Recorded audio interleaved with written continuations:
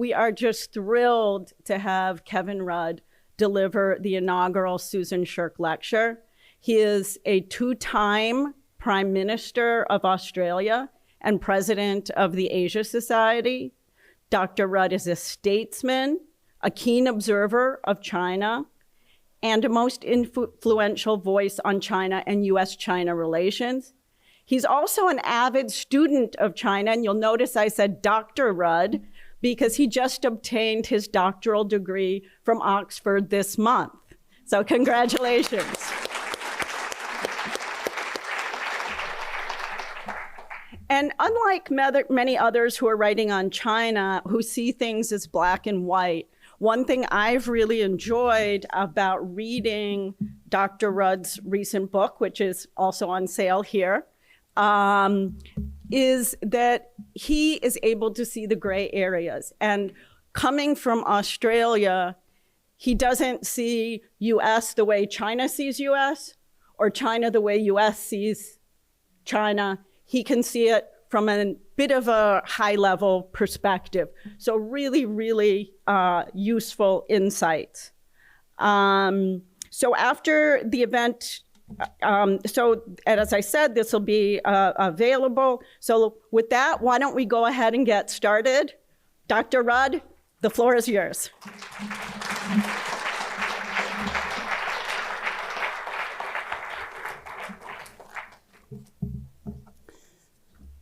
Thank you very much, and please don't tell my examiners at Oxford, because I haven't got the final letter yet. I've just got a nod and a wink, and you've passed, mate. So long as this secret is between you and me and everyone watching on YouTube, we'll be safe. So I have been through 4 years through the Valley of the Shadow of Death, otherwise called a PhD program, and emerged out the other side, and my doctoral dissertation is on defining Xi Jinping's ideological worldview. So it's always a great conversation starter. But I thought I should do it in order to wrap my mind around the question I'm often asked by heads of government and foreign ministers around the world. Who's Xi Jinping? What does he think? Why does he think that way? What's he want? What's he going to do? I'm here also, and here primarily because of Susan Shirk. Susan is an extraordinary member of the Academy. If you look at what she has published throughout her academic career, it would fill half of the Bodleian in Oxford. That's a very big library. And it's first-class scholarship. So her contribution to this nation's and the world's understanding of contemporary China is formidable. And I say that as one who's just graced the halls of the Academy myself. But there's another reason as well. I've met so many students over the years who've benefited from her pastoral interest in their well-being and in their academic formation. Not all academics are like that. That is, taking to heart the interests of someone who is seeking to carve out their space in the wonderful world of letters and learning. And there's another reason as well, her record in government service, in the State Department, and contributing to public policy in this country.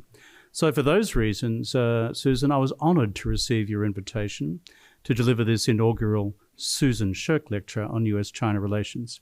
Congratulations, Susan.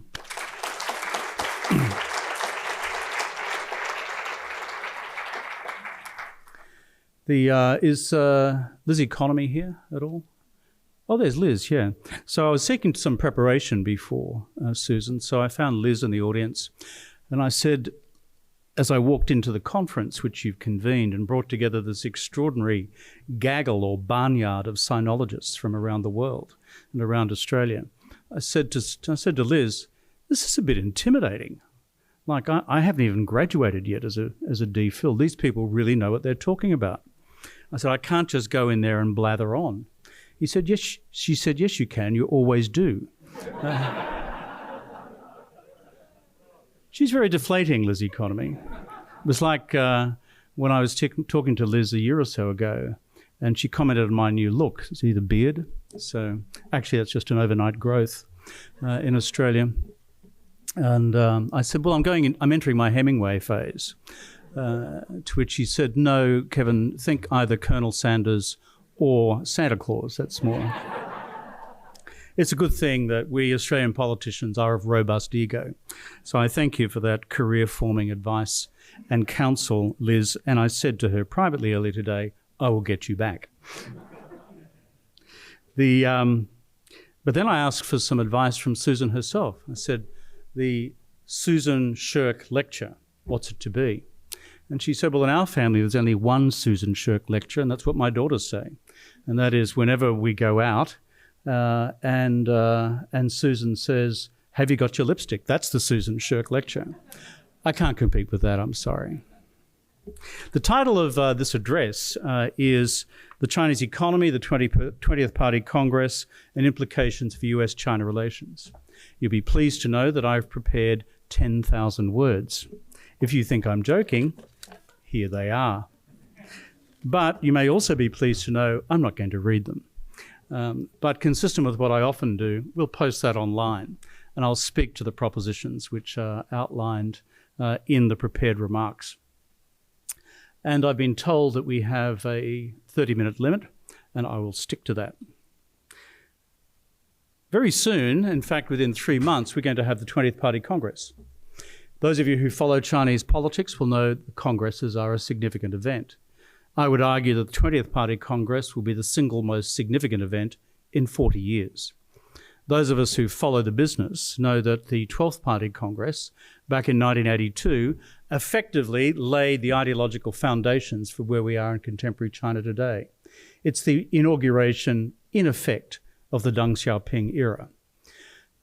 That Congress, Deng Xiaoping formally used the instruments of Marxism-Leninism to ideologically define the new era.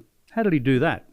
He said, our number one contradiction, Chinese term is Maodun, is to unleash the factors of production. We're no longer going to be concerned about the relations of production, which is code language in Marxism-Leninism for class and class inequality. We are going to let it rip as far as the economy is concerned. And so he did. And secondly, what Deng did, largely from that Congress, was say that the purpose of Chinese foreign policy was to serve that domestic end. And so therefore, China's engagement with the world would be primarily to serve the interests of China's economic growth through a policy of reform at home and opening abroad. And the third thing he did at that Congress was he used the instrumentality of this ultimate decision-making body of the party to ratify a decision taken the previous year in 81, which was the decision on certain questions in party history, which was the party's formal historical evaluation of Mao Zedong. And Mao Zedong's extraordinary concentration of political power, Mao Zedong's use and abuse of the cult of personality, Mao Zedong's abuse of the concept of lifelong tenure, and also Mao Zedong's undermining of the principles of collective party leadership. All there in black and white, tick. Deng Xiaoping's evaluation of Mao at the time, 70% good, 30% bad. And Deng, being a smart politician, said, better than me. And that's having been purged by Mao on a number of occasions. So 40 years ago at this 12th Party Congress, that's how the Communist Party framed its future. That changed under Xi Jinping, beginning in 2012, accelerated in 2017 at the 19th Party Congress, and I predict accelerated further at the 20th Party Congress to be held, this 5-yearly event, in October, November this year. Xi Jinping has already taken the first of those Deng Xiaoping propositions, which is using again the ideological tools of Marxism-Leninism, not to say that unleashing the factors of production is the central contradiction or challenge of the Communist Party today, but instead, in 2017, saying, no, that's gone too far. We now need to begin to address questions of class inequality through what he calls unbalanced development. And so the beginnings or the headwaters of deep ideological change began then. Also under Xi Jinping, you've seen Deng's second proposition, which is that the instrumental purpose of foreign policy, which has served China's domestic development needs, also turned on its head. Xi Jinping's first major conference on foreign policy in November of 2014, called in the parlance the Central Work Conference on Foreign Affairs. He said that instead, China should now engage in a long-term struggle to change the international system. 国际制度, 国际秩序. And so that put paid to the second of the Deng Xiaoping axioms. And within that, Deng Xiaoping's subsidiary concept that Chinese foreign policy would always hide its strength, bide its time, and never take the lead. And Deng Xiaoping said, no, we're ripping right ahead and we're changing the world in our own image. Sorry, Xi Jinping said, we're ripping ahead and changing the world in our own image. And the third significant change, again using that frame of what Deng Xiaoping did way back then, was in Deng Xiaoping's argumentation about Mao Zedong's excessive concentration of political power and authority in the hands of a single man. And so significantly, when you read the text of the party's most recent resolution on party history, which was produced on the 100th anniversary of the party's founding on the 1st of July last year, as it reflects on that 100 years, and it reflects in turn on the party's resolution on history 40 years before, it does not refer to any of those provisions that were adopted by the party in 1982 on the cult of personality, on collective leadership, and on lifelong tenure. So on these three core Deng Xiaoping propositions which defined the era post-1982, what Xi Jinping did was come out and through the instruments of the party, nail each one of them to the ground and embark upon a new reality. What I intend to do in my remaining time here today is not to explore the granular detail of each of those propositions, but I want to use that as the background to begin to explore where does the economy stand today, what is likely to be the political outcome at the 20th Party Congress itself in terms of appointments and ideology, and then thirdly, what does all that mean for China's role in the world, China's posture towards the United States, in what is the fundamental relationship of global interest today, the future of the U.S. China relationship, the subject of my book. And now that I'm in retail, buy many copies, please. There will be a set of free steak knives for those who buy the most. Firstly, on the Chinese economy. As you know, as internationally engaged Americans, the miracle story of the Chinese economy since Deng Xiaoping did what he did in 1982 is there for all to see. I don't need to recount the data for you.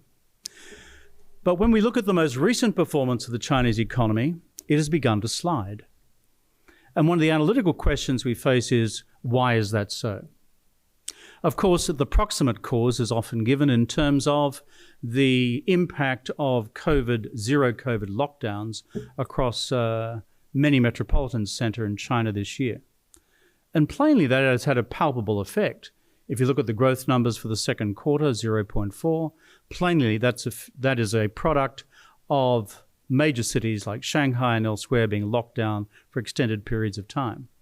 And Xi Jinping has indicated no intention to change his zero COVID policy for the foreseeable future, at least in my estimation, not until the 20th Party Congress is safely under his political belt. Because Xi Jinping, you may recall in 2020, proclaimed China's victory over COVID, while the rest of us in the capitalist world, led by the United States, but the other countries of Western Europe and the other democracies languished in their inability to control the virus. So when the boomerang came back to China, the principle at stake is this: the leader can never be wrong. There is zero COVID, and we're going to maintain that policy of zero COVID so that the leader, in fact, can be proven never to have been wrong. But if we're seeking to understand what's happening in the economy, that is a very superficial analysis. It is much more fundamental than that.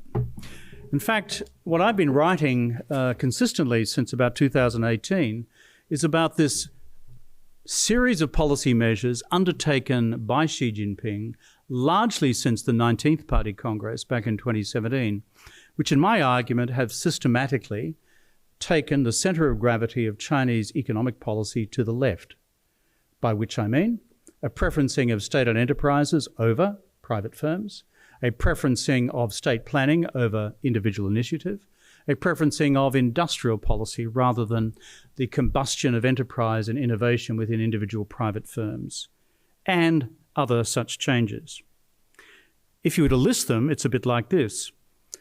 We've seen the revitalisation of industrial policy on a grand scale, with massive industrial funds, the resuscitation of a doctrine of national self-sufficiency in the economy, the party's mandatory representation in the management of private firms, including in their recruitment policies, the co-option of private firms into the party's United Front effort, 统战, the so-called mixed economy model, which is code language for mixed equity arrangements between SOEs and private firms, a party rectification campaign against the legal and judicial system, reminding all that the courts are there to serve the interests of the party and never to be independent arbitrators between one corporate or economic entity and the other.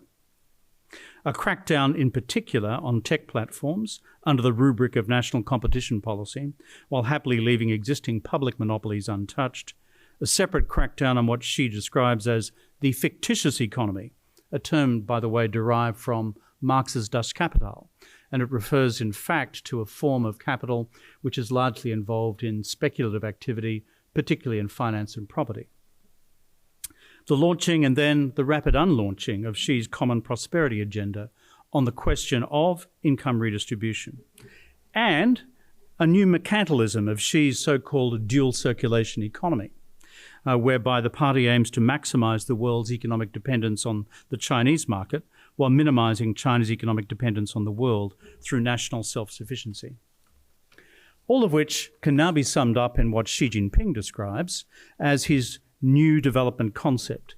The new development concept is a new economic framework, or perhaps at best a conceptual chapeau, for the next stage of China's economic development, which is itself part of Xi Jinping's self-proclaimed new era, Xin Shidai, in Chinese politics, which Xi first proclaimed at the 19th Congress. This overall move to the left through this series of measures over the last 5 years has had a palpable effect on private sector business confidence, on private sector fixed capital investment activity, and on foreign direct investment activity over time. And the numbers speak for themselves, both in relation to what's happened and unfolded in the tech sector, and most recently, of course, in the property sector as well. When you analyse the growth performance of a particular economy, it's derivative of a number of key indicators, underlying demographics, as well as the classic bases for calculating GDP, a combination of private consumption, government expenditure through investment, private residential construction, as well as private fixed capital investment, as well as net exports. There's no magic to calculating gross domestic product. They are its conceptual, analytical, and methodological tools of analysis. On the underlying calculus, therefore, of why China's growth rate has been sliding for some time now, from an average of 10 a decade ago to an average of 6 in the pre-COVID period, to where we are now, bumping around 1, 2, or 3, and with the projection to the future that maybe Chinese growth will return to trend, meaning around 3, we are potentially into a significant historical shift. Potentially. The jury is still out. We don't finally know. But with these ingredients alive in the policy domain, derived from the ideological changes which I described before, it seems to me that there is a trend afoot, unless policy correction ensues. And the final ingredient in this economic equation are the underlying factors of demography, with which this room will be well familiar.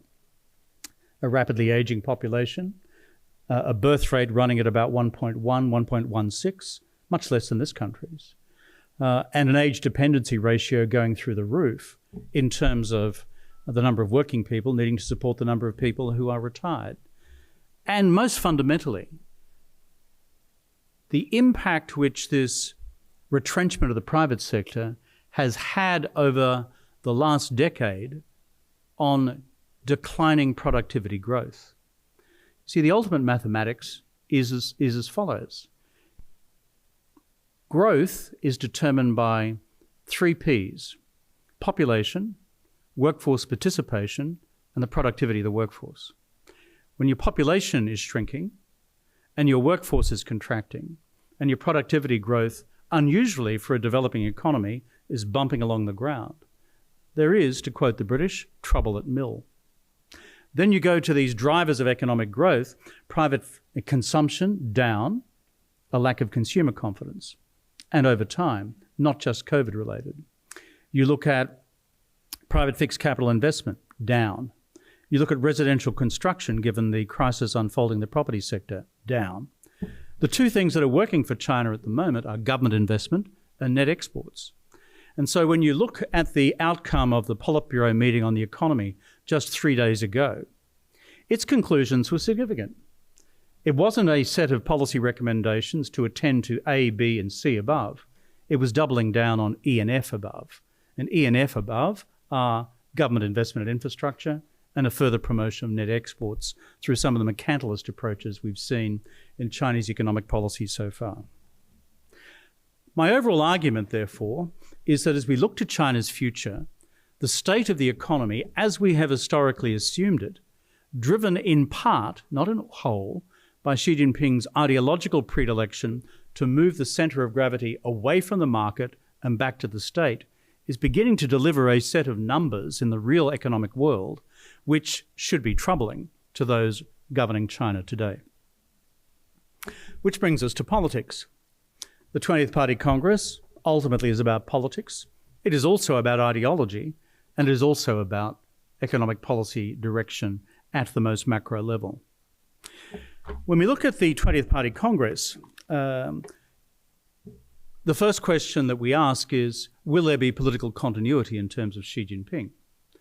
To which the answer, in my judgment, and I think speaking to most of the sinologists gathered in this room, is that yes, Xi Jinping will be reappointed, overwhelmingly. In fact, out of the total vote of the Congress, some several thousand delegates, I'm not anticipating a single vote against. If so, Comrade Wang's name and address will be taken down. But this is not, shall we say, a normal and natural event. The reason is that part of the convention established by Deng Xiaoping after the period of Mao Zedong was to limit the terms in office for those who occupied the position of the presidency of the country to 2 terms. Xi Jinping changed that by constitutional means at the National People's Congress following the 19th Party Congress. So no more term limits.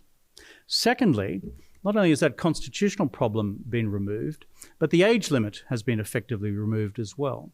So that the previous informal arrangement of what's called qi shang, ba xia, which is if you're under 67, you can go up. If you're over 68 at the time of the Congress, then you can't go up, you go down, because by the end of that 5-year period, you'll be, quote, too old. No longer applicable in the case of Xi Jinping. But perhaps the most fundamental reason why we see the rest of us in the analytical world confident of Xi Jinping's reappointment has been his sheer, relentless Machiavellian capacity to concentrate political power and to purge his political opponents, real or imagined. I have a feeling that when the history of this period is written, of 2012 to 2022, it may well be described as the Great Purge. We do not know how many people are purged. I know a number personally who have been purged. And for the argument that all these folks are guilty of individual acts of corruption, it's not universally persuasive. But for these reasons, which is the constitutional legal constraints have been removed, the age limit has been removed, the purging of political opponents, and the consolidation of political power in his own hands, it is, in our judgment, collectively, as people analysing these events, that it would be remarkable if Xi Jinping was not appointed for a further term. It's interesting when you look at the party's literature most recently on how the retention of Xi Jinping long-term as a central leader has been justified. Here we turn to a recent major article by Chu Qingshan, president of the Central Committee Institute of Party History and Literature, published on the 7th of July this year. A particularly snappy title to this article, quote, "New Journey, New Thought, New Chapter, Understanding the 5 Dimensions Necessary to Master the 2 Establishers," unquote. What does that mean in code language? In code language, it means establishing Xi Jinping as the party core, as well as the core position of the entire party, plus establishing the leading position of Xi Jinping thought on socialism with Chinese characteristics for the new era, unquote. Why is this article important? Because the author is the individual who was responsible for authoring, drafting, the party's resolution on party history on the 1st of July last year. He's the leading party theoretician. Leading party historian, not theoretician, though he's a theoretician as well. So for those reasons, the argument was advanced that that is the party's current mission. But delve deeper, how does he justify retaining Xi Jinping's role? And you go to the next paragraph. He justifies the continuation of Xi's rule on 3 grounds. First, to deal with the pressing needs arising from changes in the world. That is the world outside China, which the world has not seen in 100 years. Second, to be, quote, on guard against and deal with the risks and challenges which stand in the way of realizing the China dream of the great rejuvenation of the Chinese nation, unquote. And we all know what that means. The 中华民族伟大复兴 is an expression which is the encapsulation of Xi Jinping's nationalism. It is a view which says China will become the preeminent global power by mid-century, by 2049. And if you read carefully Xi Jinping's prognostications on Taiwan, that the reunification with Taiwan will be achieved by that time. So risks to that is the second reason given for Xi Jinping's longevity. And third, quote, to promote the party's own internal revolution, 推进党的自我革命, to submit itself to examination as we embrace the urgent needs of the future. In other words, to maintain an iron grip on the party itself. So where does that leave us? It leaves us with the inevitability of Xi Jinping's reappointment as General Secretary. But my argument is that it will not be simply for a period of 5 years. It will be not just for 10 years. It will probably be for 15 years. Now that will take us through to the 23rd Party Congress in 2037. And there's a logic for that. If Xi Jinping was to retire, given his responsibility for the great purge within the party, history tends to indicate that those who have purged others, those who get purged and their families, have a very long memory. And therefore, you place yourself in a position of some personal vulnerability. But there's a second reason as well, which is Xi Jinping sees himself very much as the person entrusted with history, as a Hegelian Marxist, with the task of steering this revolutionary party, the Chinese Communist Party, through the task of bringing China to its great national renaissance and rejuvenation by 2049. 2049 would be stretching it against any rules of longevity. Xi Jinping would be pressing 97 by about then. But he is of robust genetic stock. His mother is still alive, and his father lived to a ripe age well into his 80s. And so the real question, I think, coming out of the 20th Party Congress, given where we are in the economy, is this.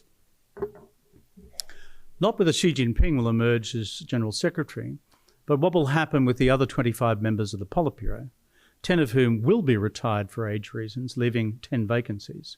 And most critically, who will occupy the leading positions in the economic team led by the Premier, currently Li Keqiang. Li Keqiang, interestingly, doesn't violate the age principle, but he's already indicated he's going. Li Keqiang has not had the closest of working relationships with Xi Jinping. That will be the worst kept secret in Chinese domestic politics. So the question, therefore, is Who therefore inherits the mantle? Will it be Wang Yang? Will it be Hu Chunhua? Will it be those also close to Xi Jinping, namely Li Qiang and He Lifeng? Or could it be an outsider like Chen Ming'er? Leaving the names to one side, what matters here, coming out of what I said earlier on the economy, is this. Will they have the intellectual architecture?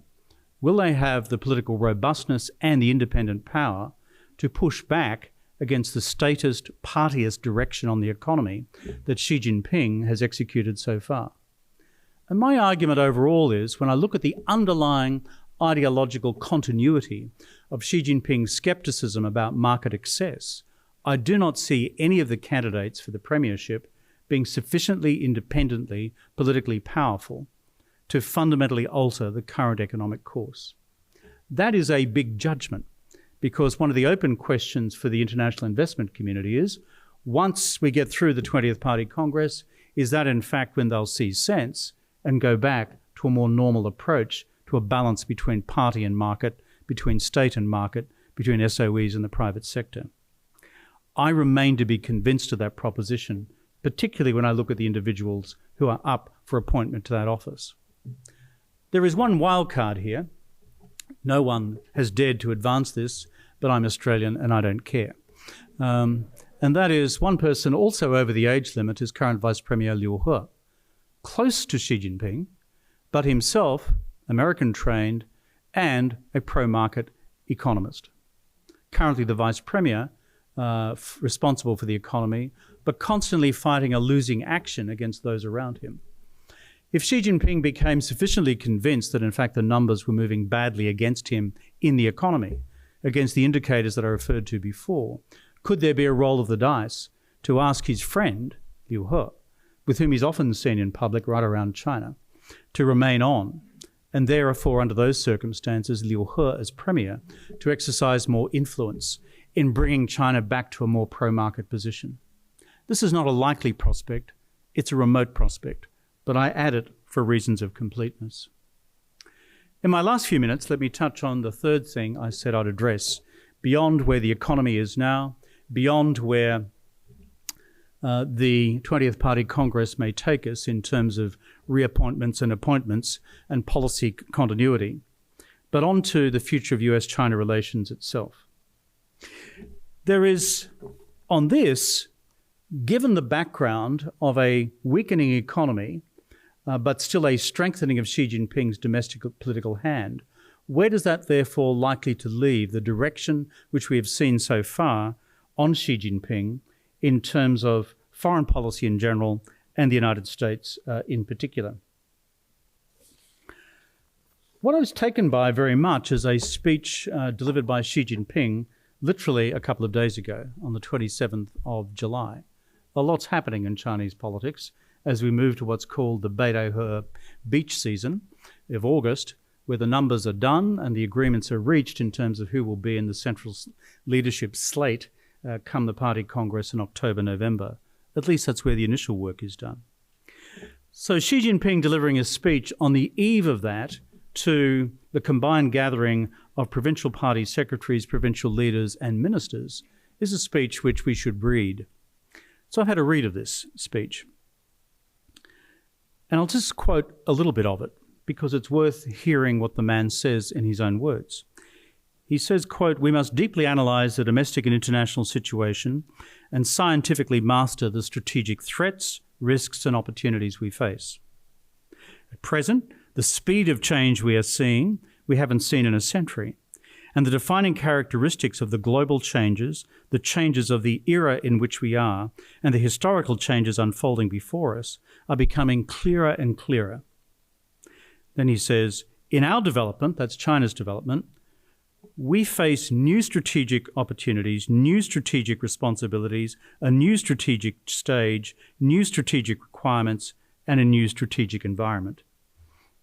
And lastly, the entire party must strengthen its consciousness, maintain its bottom line way of thinking, and be resolute in our consciousness of struggle, strengthen our leadership in this struggle, and adopt a correct set of strategies and tactics and techniques to prevail. Much of that language I have not seen before. I've seen some, But what is particularly the new phrase, we face new strategic opportunities, new strategic responsibilities, a new strategic stage, new strategic requirements, and a new strategic environment is relatively new. Here is my bold prediction to the sinological community. It will be now known as the 5 strategics in the unfolding literature between now and the end of the year. Chinese love, or the Chinese Communist Party loves enumerating everything. But the reason I emphasize this in the language is why. Up until now, we've had Xi Jinping proclaim a new era. That was from the 19th Party Congress, a Xin Shidai. He's also proclaimed in the last couple of years a new economic era. He said that this new economic era requires a revision of traditional approaches to reform and opening, and a more interventionist approach to what I described before as the new development strategy. Ideologically, he's also put forward a framework which says, I, Xi Jinping, in order to deal with these challenges, have now given you a new body of ideological thought. Xi Jinping Sishyang, Xi Jinping thought, to deal with socialism with Chinese characteristics in the new era. So, politics, new era, ideology, new era, economy, new era, strategic circumstances, new era. This adds to the public vocabulary. And the reason I emphasize that is ideological language in the Chinese Communist Party is significant. It is the code language through which, at a high level of discourse, the party talks to itself, and from which subsequent policy actions usually proceed. So what do I think this means? I think Xi Jinping is beginning to prepare the Chinese Communist Party for a period of long-term confrontation with the United States. That's the language as I read it. That's the way I interpret it. I conclude on this.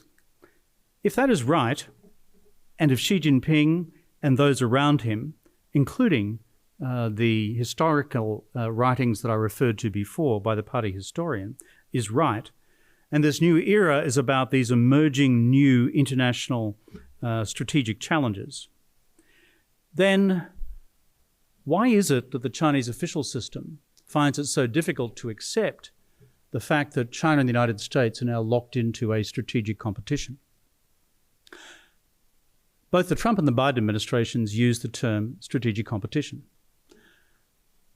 Xi Jinping yesterday, in his video summit with President Biden, the third in 18 months, specifically took it upon himself to reject the notion of strategic competition as being the organizing framework for U.S. China relations.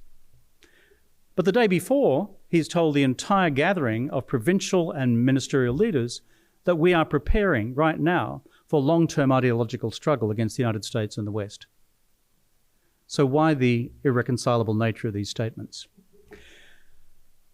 It is because, in my judgment, for China, through the Communist Party, to recognize and accept that they are engaged in strategic competition is to acknowledge for the first time that they are in search of a mission to become the dominant power regionally and globally, as opposed to the official doctrine at present, which is we, China, are concerned about win-win cooperation.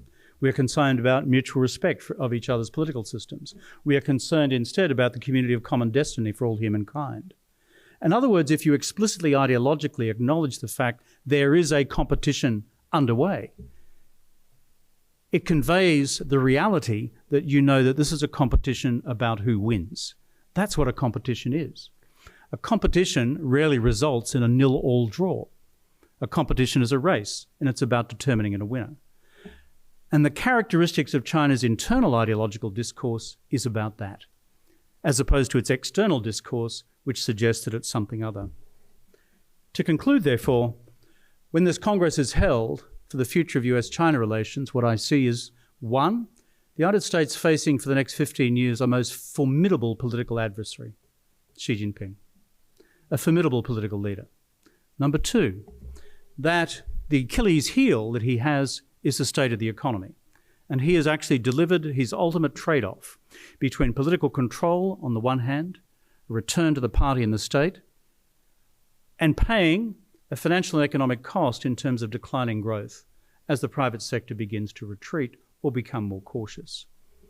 And thirdly, embracing also a new ideological preparation for a overriding strategic reality for the next 5 years, where the economy becomes less important as a Chinese strategic goal, but preparation for strategic contest with the United States becomes the primary goal. I thank you for your attention.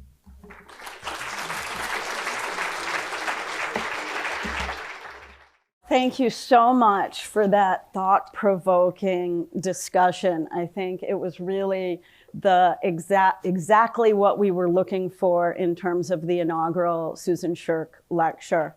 So I'm going to start with a couple of questions and then open it up to the audience. And I want to focus on the economy. And I think you made a compelling case, and one that I think many of us here agree with, that China's going to slow down quite significantly given current policies. And the Chinese themselves, the government has been concerned about a kind of middle income trap. This idea that it's easy to grow from low income to middle income. In 1990, China had the income of a sub-Saharan African country. It's now healthy middle income, but it's harder to grow after. And then on top of that, they have these tremendous challenges, including demographics, the state-led development, and then tremendous uncertainty in tech, but beyond tech. And uncertainty is, of course, the enemy of investment. So part of the reason the government could remain in power so successfully is because growth was high and it was stable. They've had no recessions in the last 40 years or more. How do they remain in power if growth does slow?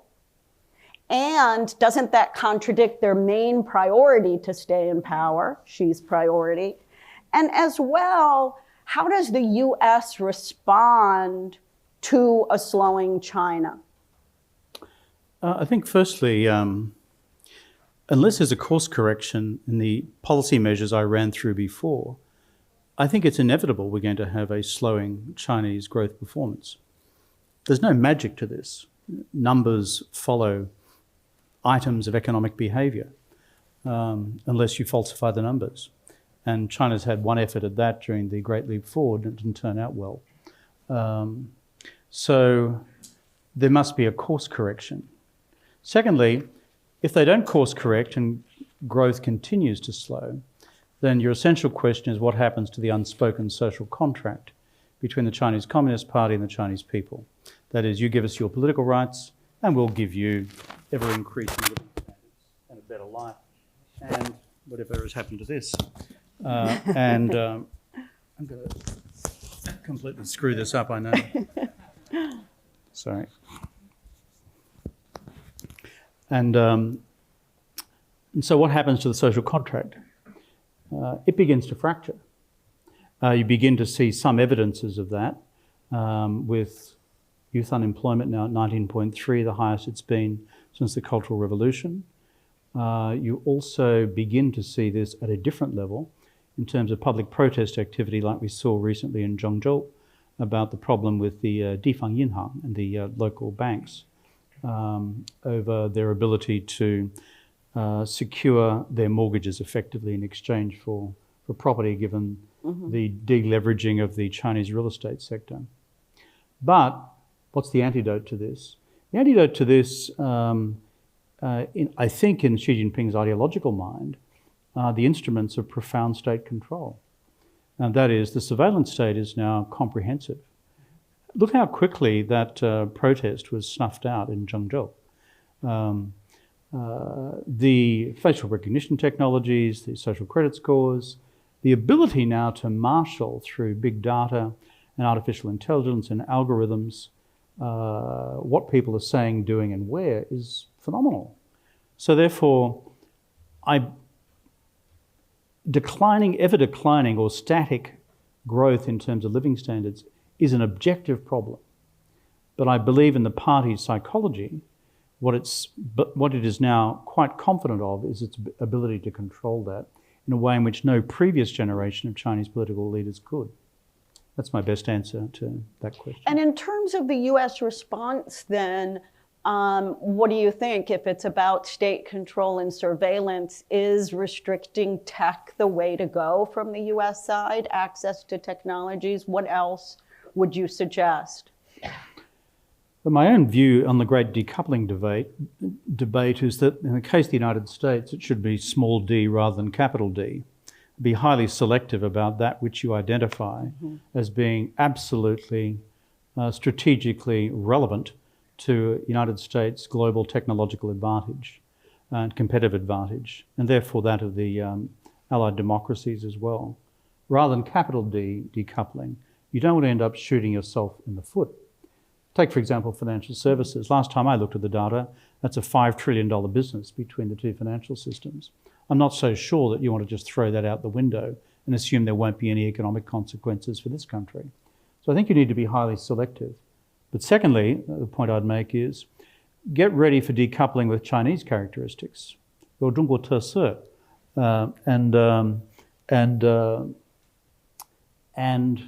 when I read Xi Jinping's dual circulation economy, when I read the new doctrine of national economic self-sufficiency, this is Xi Jinping saying, initially in response to the Trump trade war, but more broadly in response to the geopolitical implosion with the United States, that I'm not going to be on the back foot.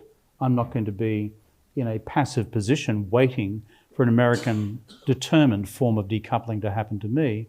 I will engineer one myself. Now, how that is translated from high strategy to operational characteristics, it's still unclear. But if you talk to people in certain branches of tech, you begin to see that emerging as well. Yeah, the small d, capital D, we have another phrase for that, which is, I guess, small gardens and high fences. And I think we have to get that through to Washington. I want to shift to Taiwan, which is the other topic of the day. And some have said that Xi's third term and maybe longer, as you've proposed that he could stay in power for quite some time, will be focused on solving the Taiwan problem. And if this is the case, first of all, do you think that will be a big part? And if so, will it be via military, coercively, or in the older way of winning the hearts and minds of the people? And how do you think Russia's invasion of Ukraine affects China's calculus on this? Well, I think, is Bonnie Glaser with us here at the moment? Hi, Bonnie. Well, Bonnie was speaking on this earlier today, and I agree with Bonnie. None of us know what Xi Jinping's mind is on this question. Anyone who pretends to know, I think, is either smoking something or they should be. But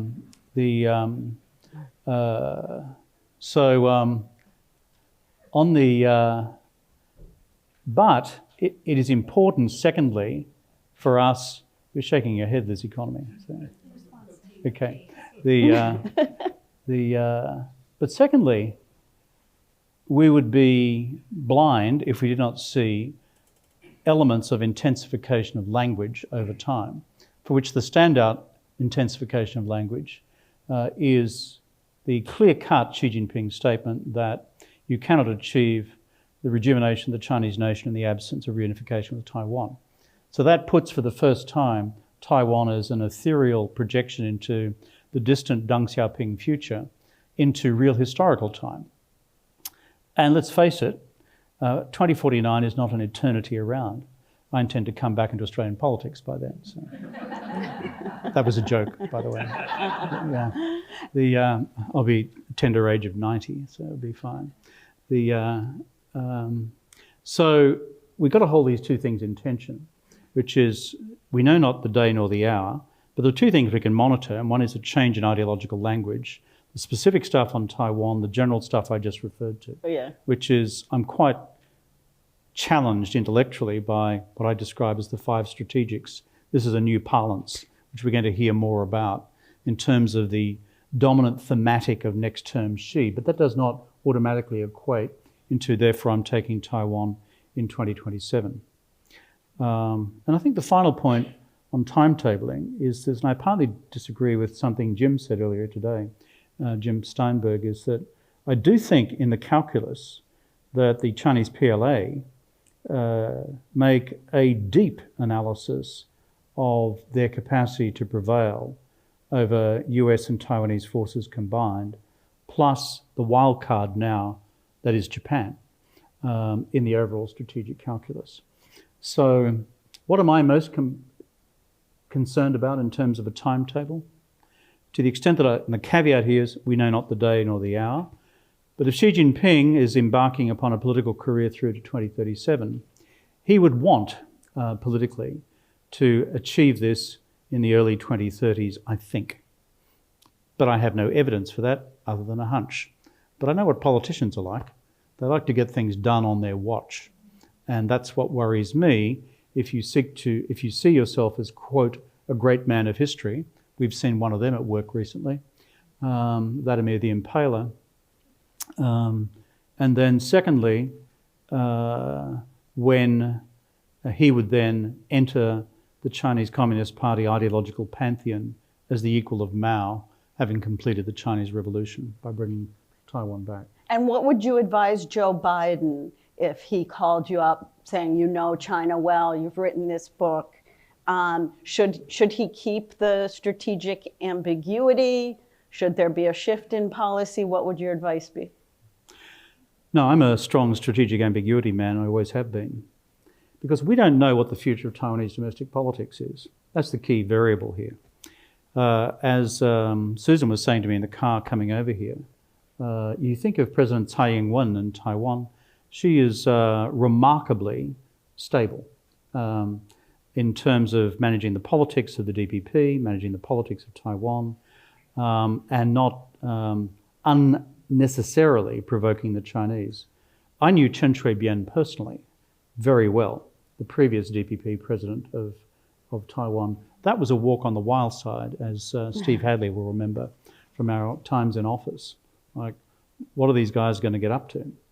And what, therefore, we don't know is what will be the party primary. I see Doug Pyle here with us as well. What will be the party primary outcome in the DPP in the lead up to the 24 presidential election? I don't know. So I think all the arguments are in favour of, therefore, retaining strategic ambiguity. And secondly, as Jim Steinberg correctly said earlier today in our gathering, what material circumstances are advanced by an abolition of strategic ambiguity? I'm not sure, other than, in fact, perhaps, as Bonnie Glaser said, bringing on the invasion that we're seeking to deter. So the real argument, I think, about Taiwan is, what can the US and Taiwan domestically do in order to enhance its domestic and combined deterrence? In order to cause the PLA, when Xi Jinping walks into the Central Military Commission on the 2nd of February 2032 and says, how about it, boys? They are tremulous. I am always in favour of a tremulous PLA. Remember the last military engagement, 1979 with the Vietnamese? Didn't turn out well. Remember the last naval engagement by the Chinese Navy, 1895, Shimonoseki, by the Qing Empire? Didn't turn out well. So the United States, for all of its military difficulties in Afghanistan and Iraq, if you look at their formidable military and naval history, this is a country whose armed forces is steeped in doctrine and learning over successive generations of its military. And this is well known. All the PLA generals I've spoken to, and I've spoken to a lot, often in very boozy dinners, where you have a bit of the truth syrup applied, and these guys know that their derriere is on the line. Thank you. Let me open it up to questions now. Yes, Don. I wanted to follow up on your wild card point about Japan. You've written their 2022 defense white paper. I read it and it seems pretty aggressive to me from a Japanese perspective. And I wondered, where do you think that's leading? And we talked a little bit earlier, I heard statements earlier about how, I think someone said not to expect much from allies if in fact China does decide to move on Taiwan. But reading that white paper, I thought perhaps Japan is getting a little bit more nervous about this? I think there's a separate political consciousness emerging in Japan. Abe-san has a huge impact on this. And he moved the dial on so many questions in his extended political career. He began the legitimization of the domestic political discourse in Japan on the quantum of the defense budget, on the deployment of Japanese forces in support of third countries, in the defense of those third countries, where the national security of Japan was under direct threat itself.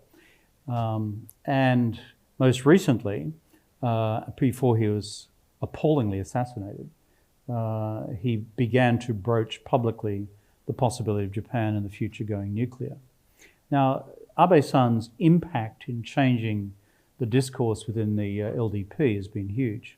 Kishida-san has, I think, an equally hardline view of China.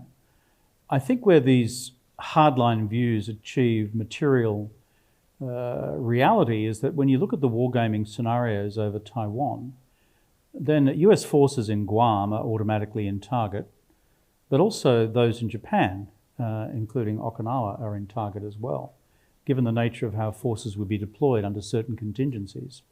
So therefore, if you are the government of Japan, this is not an abstract question. You are automatically within the firing range. So I think what the Japanese have done is, rather than just dig a hole and put their head in it over this question, if they've decided under both Abe-san, Suga-san, and now Kishida-san to say, this is a reality and we need to address it. What the landing point will be, I don't know. But what I do know from my engagement personally and professionally as a think tanker now with the Chinese military is they're deeply respectful of the Japanese self-defense force, of the maritime arm and the air arm, and regard them as formidable potential adversaries. Susan, do you have a question? It's your lecture, so I want to give you the opportunity to ask a question. Thank you. So I'm interested in what, well, you've given us a pretty pessimistic prognosis for the future of Xi Jinping's rule. But you did mention that 10 of the 25 Politburo members will retire. There's going to be some kind of interaction with other Chinese politicians at the top over that.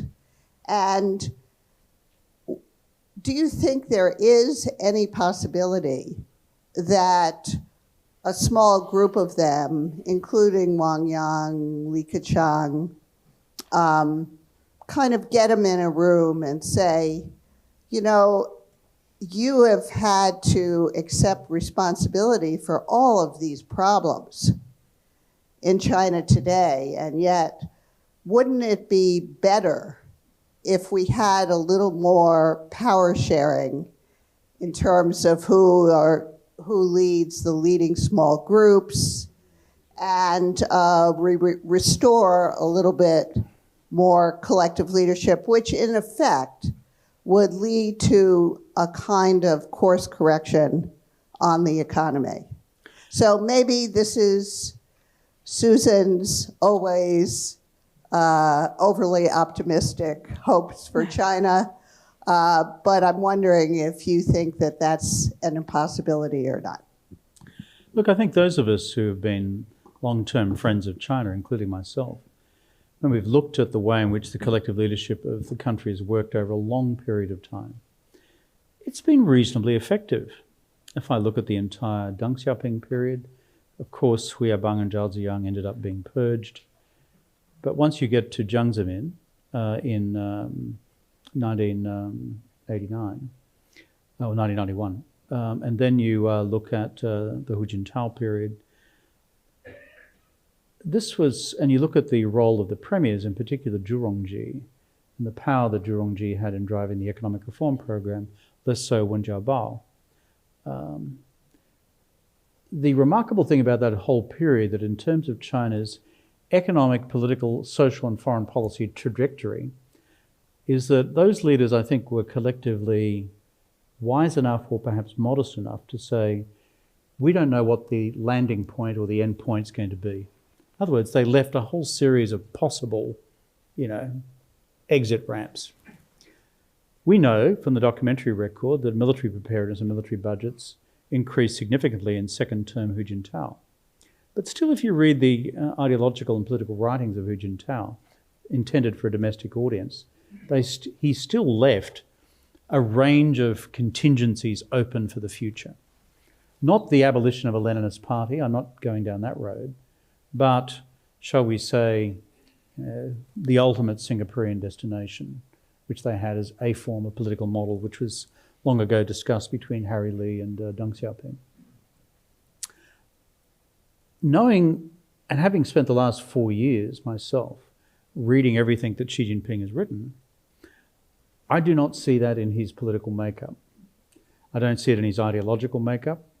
I do not see it in the way in which he has articulated his position within the party. When I see the hagiography and I see the hagiography about him, and the fact that people now talk about him openly as Impending, the people's leader. They talk about him as the PLA leaders, in order to keep their jobs, call him the Xian Yuan Shuai, the new marshal.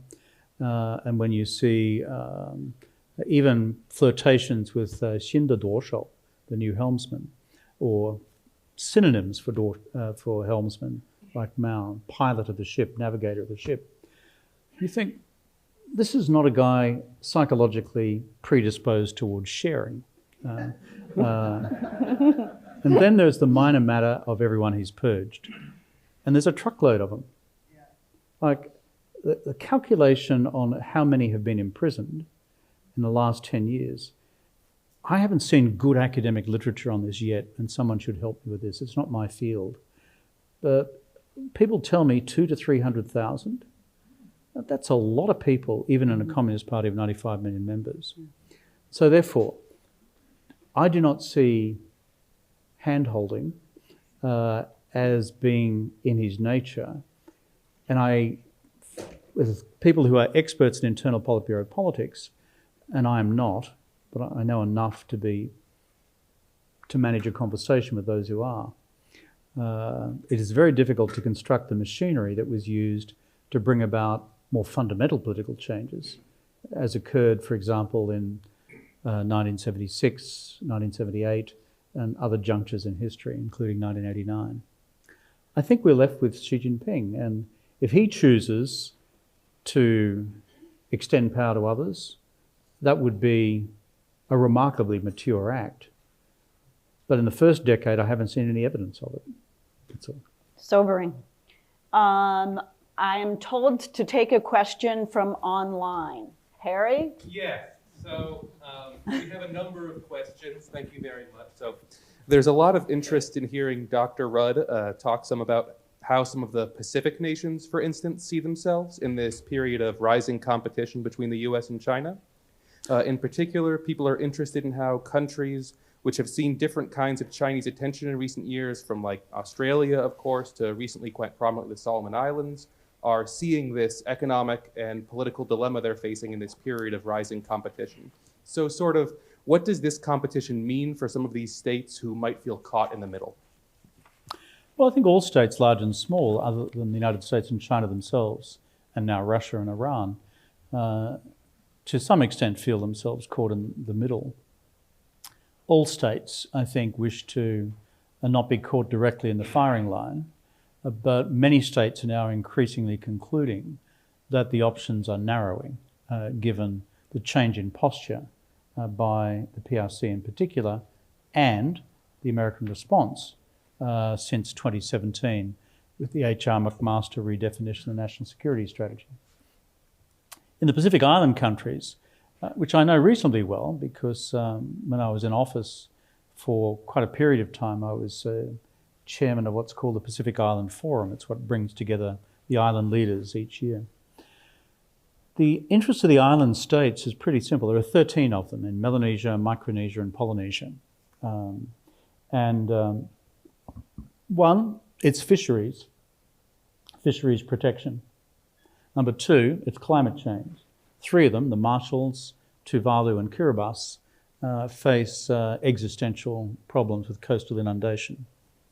And 3, it's economic opportunity, given these are fragile economies, which is why we have a number of Pacific Island worker agreements with Australia, whereby agricultural workers often come into the country from the Pacific Islands on visa programs. In fact, I initiated that when I was in office at the request of the Pacific Islanders themselves. So the important thing for the United States to understand is to understand the reality from the Islanders' perspective.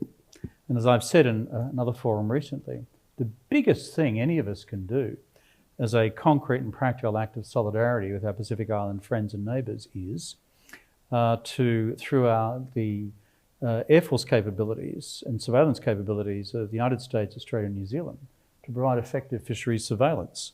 Because if their fishery stocks are stolen, which is what's happening, often by China, sometimes by Taiwan, sometimes by Korea, sometimes by Japan, then it is depleting a valuable resource. And in a protein-challenged world, this is becoming more acute. So getting on the right side of that is what's critical, as opposed to just seeing the island states as a bunch of geopolitical pawns. I'm going to take one last question, especially if we have one from a student. I'd like to hear from a student. Okay, over here.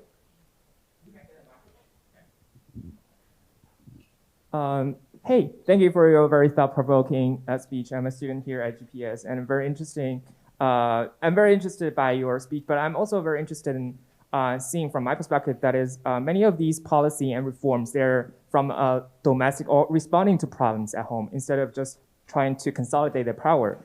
For example, many of the zero COVID policies, they're widely supported by the general public, as far as I know, because I feel like another thing is that 1 million people have died here, and then it has shocked a lot of the local population, and the propaganda, they also support this kind of narrative that it's very important. Also, in general, Chinese perspective, it's very important to protect our elderly people.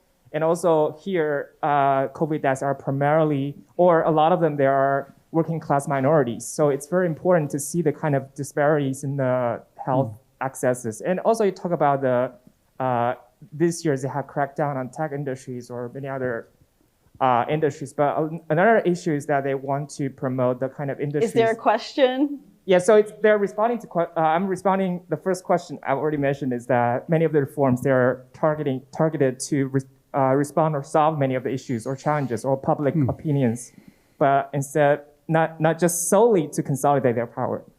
Many of the reforms, they're trying to promote their own domestic self-sufficiency in tech industries, and they have been inspired by the deindustrialization here. So it's very important conversation too. Thank you. No, I think your comments are entirely valid. I mean, I haven't sought to present in 30 minutes anyway, a one-dimensional view of what is unfolding within China itself. The system is seeking to respond to its perception of domestic social and economic needs. And there's a huge internal debate about COVID policy. There's a huge internal debate about education policy. There's a huge internal debate about health policy, retirement income policy, etc., food quality standards and the rest.